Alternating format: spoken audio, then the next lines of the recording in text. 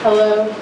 My name is Roxy, and this is actually from an interview that I did down in Monroe County with a really incredible woman named Hazel Schrader, who's about 91 years old. And just once I interject with my own question, but mostly all of these words are hers. So it's nothing I've written, just stuff that she has told me. My name is Hazel Schrader. I live just outside Pickaway, and I've lived there all my life. And I'll soon be 90 years old. I've lived in the same house that I was born in. Outside of the house, I have a picture of Route 219. The Seneca Trail was a mud road at that time when I was a baby. And they got rocked from the road from the quarry right above my house. And in those days, they blasted the rock to be used. And my parents took me and the horses over the hill so that when they blasted, the rock sometimes fell into the yard and they would not hit us. So one day, the man who was doing the blasting came down and said, "You all don't have to go over there. You're not in any danger." And about that time, a rock hit right on the porch just above his head. So he went back and he never said no more. And this is from like a 3-hour interview, so it's all really, really, really good. But I'm going to save some of it and just skip to my favorite part.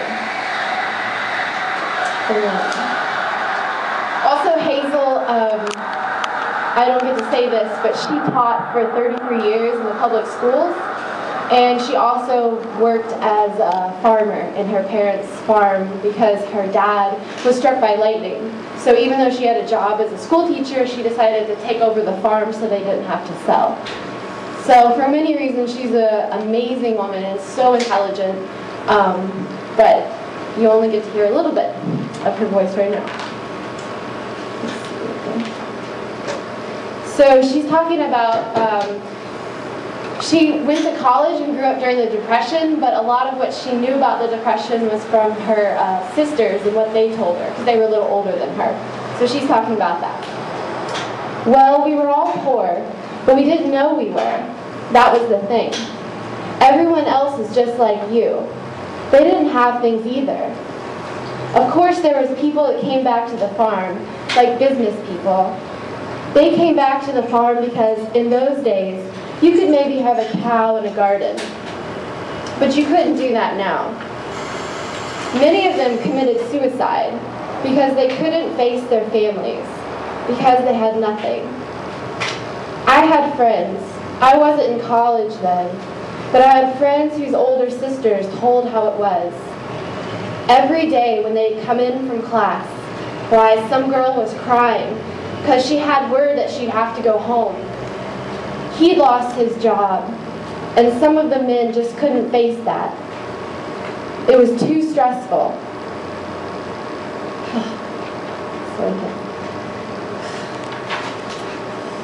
Sometimes they had strokes or their health disappeared because they just worried over it so much. Children too. Interesting about that. In Huntington, they had to put guards at the garbage cans because the kids were so hungry they'd break in. People were hungry. People would walk through the country and stop for food. And some people wouldn't feed them very well. And they'd eat it real lavishly, just like a biscuit or something. And you could tell that they'd been hungry a long time. If there were apples along the way, they would pick them up, even though it was wintertime, half rotten. And then I asked her, "And you were at Marshall during the Depression?" No, I was too young. That was just ones that told about it. Their older sisters had been there. I was born in 1922. And the people you said were walking through the country? They were walking through the country, thinking they might find a job somewhere. You'd see a lot going by. Some of them, I guess they called them tramps. Some of them were just like homeless people, sleeping in people's barns. Most people didn't like that though, because if anyone smoked, it's so dangerous setting the barn on fire, or hay, or straw or something. Do you think that Monroe County had a lot of those travelers that passed through? They probably did hear about as much as anywhere.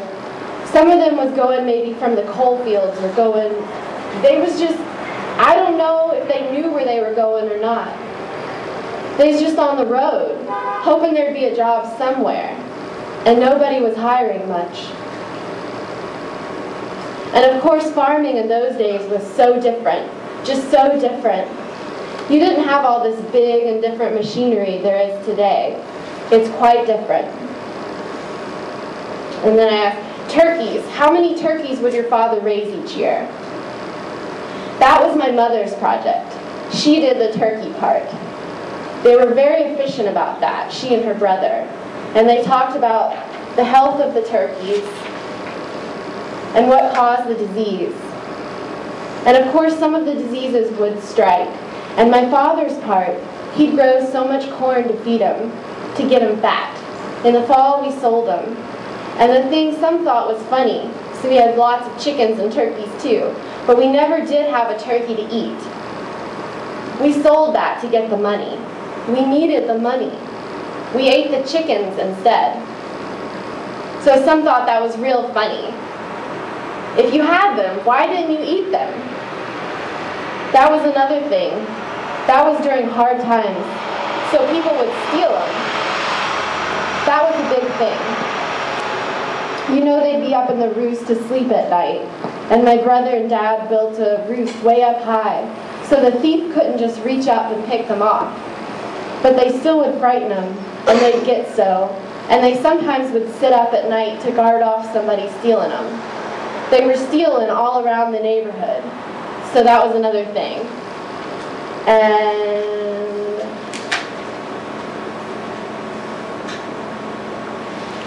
I just want to say too that her mom raised turkeys, and she raised them and sold and got all the money to save up to send Hazel to college. So she was the only child, so they really wanted Hazel to be able to go to college. So her mother's big project was the turkeys, and that's why one reason why they didn't eat any of the turkeys is because they had to save money to send her to college. So just went in there.